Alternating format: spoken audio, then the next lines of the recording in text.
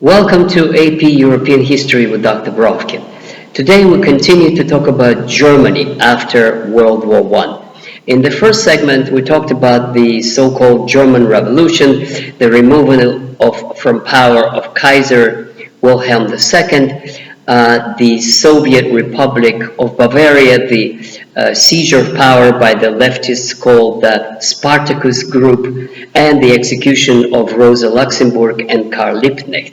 And today we're going to focus on the formation of the Weimar Republic and the challenges that it faced. So basically, this whole episode, it's suppressed immediately. With the first try to move politically, they are suppressed.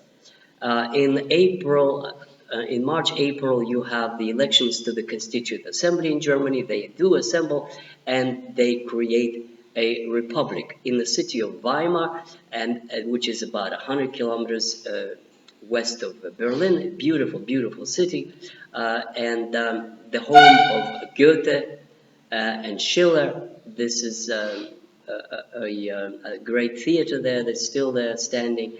So it's going to be called the Weimar Republic.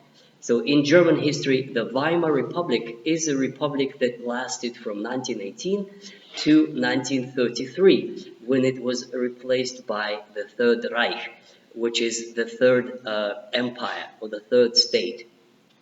But when Hitler is appointed Chancellor. So Weimar Republic is associated with a kind of a nice period in German history. It's a period that's in the West celebrated as a German democracy, as the period of a parliamentary republic.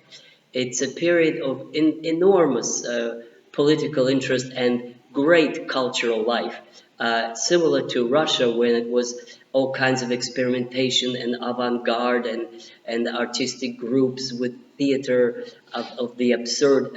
In Germany too, it was the 1920s is the golden age of arts, with Bauhaus, with new experimental theater, with political cabaret, with new opera, with political satire, with the theater of absurd, with the paintings of Otto Dix, which is abstractionism of its sort. Anyway, it's a separate big topic of German culture in the 1920s, which is as interesting as that in the Soviet Union, or maybe even more so.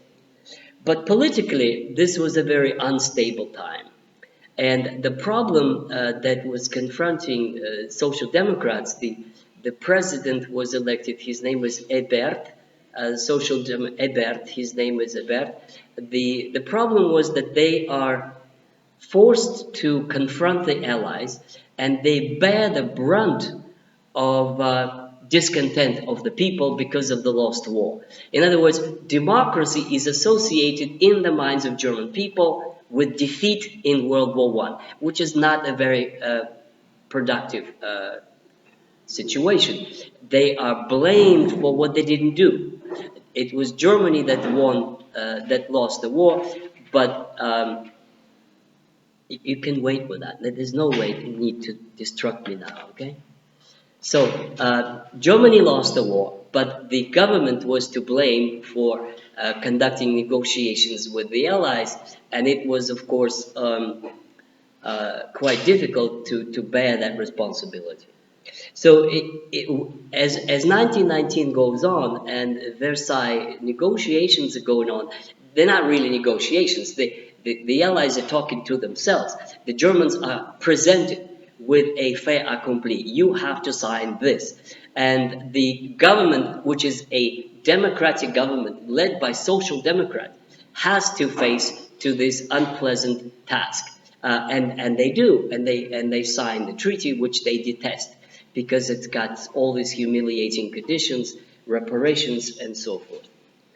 Now, because of this, you have a great resentment in the German society against the Democrats and the Socialists and the lost war. And there's a new theory that's formulated, which is known in history as the stab in the back theory, which is very, very important. It would crystallize into a political movement of resistance to Versailles Treaty. The stab in the back theory, the people behind it were actually Ludendorff and the army veterans and very popular sort of patriotic nationalistic circles of German society. The stab in the back theory it goes like this. Germany was winning the war, but it was betrayed. It was betrayed by those who capitulated to the West, Western powers, and who betrayed the Kaiser. And who are these people? These are the socialists and the Jews and the communists. So it generates a kind of from the very beginning, hatred for the leftists of all kinds. Hatred for the leftists, for the socialists, for the communists, and for the Jews. Now, one may ask, what do the Jews have to do with it? Not much, but the Jews are the bankers. The Jews are always had an image of a kind of an international capitalist ruling class. And those that are virulently against the West, the British, the Americans, the French, that humiliated Germany in World War One, they are kind of like in their minds put in the same boat as the Jews.